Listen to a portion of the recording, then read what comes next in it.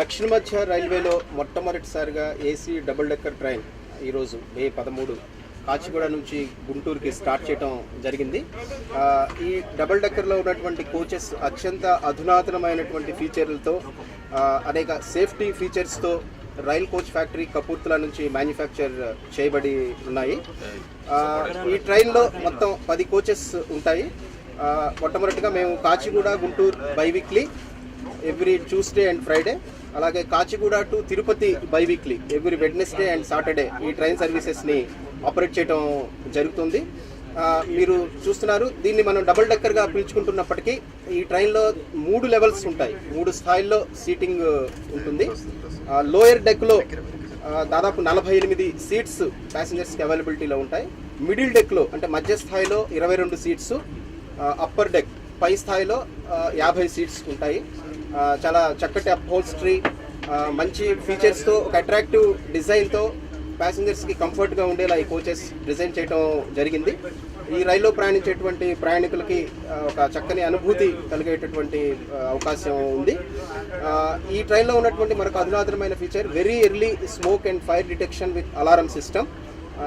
ఏదైనా అన్ఫార్చునేట్ సిచ్యువేషన్లో ఏదైనా స్మోక్ లాంటిది కనుక కోచ్లో ఎమినేట్ అయినట్లయితే వెంటనే పసికట్టి అలారం ద్వారా దాన్ని హెచ్చరించేటటువంటి ఒక అధునాతన వ్యవస్థ కూడా ఈ కోచెస్ కలిగి ఉన్నాయి.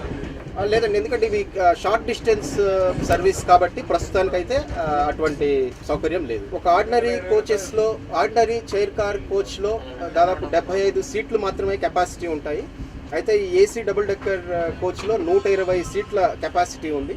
అంటే per coach the number of passengers that can be carried is much higher. అలాగే ఒక ఆర్డినరీ కోచ్ మ్యానుఫ్యాక్చర్ చేయడానికి దాదాపు 1.6 crores ఖర్చు అవుతుంది. ఈ డబుల్ డెక్కర్ కోచ్కి దాదాపు 2.6 crores కాస్ట్ అవుతుంది. Despite the cost being high, we are not burdening the passengers. సాధారణ ఏసీ చైర్ కార్ ఉండేటటువంటి ఫేర్ స్ట్రక్చర్నే ఏసీ డబుల్ డెక్కర్ కోచెస్ కూడా మేము అప్లై చేస్తున్నాము.